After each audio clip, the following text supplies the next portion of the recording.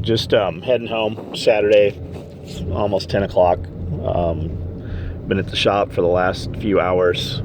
Did some 3D. We got some 3D targets at the shop. We're setting up a 3D range and just shooting some bow.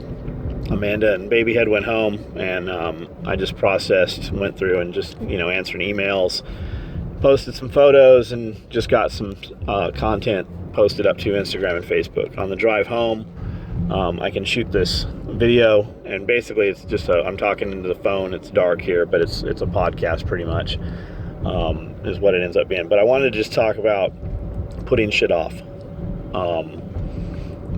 Amanda and I were sitting up in one of the two-man deer stands and looking over to the property next to ours, and there's a gas station over there.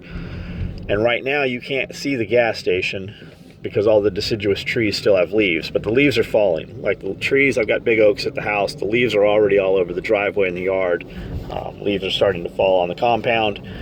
And I said, winter's almost here. Like, we're in fall, and from the stand, we were looking back, and we heard some deer grunting back there, and we couldn't see them.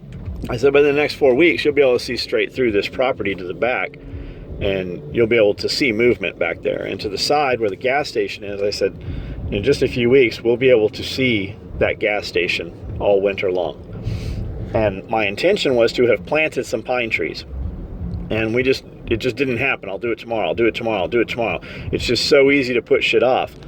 But a tree, every day counts on a tree. It takes, had that tree been in a year, those trees would be 6-8 feet right now. We literally will plant them close, let them grow up, and then thin them out once we have a good barrier between us and the other property. And had we done that, we probably wouldn't see that gas station this winter. And when we made the video shooting when we shot out at that old gravel pit picking up all the debris, somebody had dumped some pieces of slab and concrete. We took them back for the goats to wear their hoofs down on. And while we were out there, there were some pine trees out there, just wind blow seeds. And some of them were, 2-3 feet tall. And it had rained recently, and the guys were able to just pull them right out of the ground like a weed. Well, Jeff took them home, planted them, and I'd asked him, I forgot all about it. I asked him the other day, and he said, yeah, they're growing great.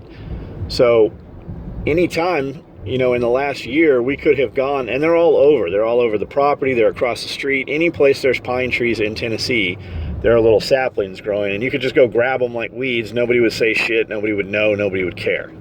They didn't even plant them there. They've just grown over time from wind blowing seeds.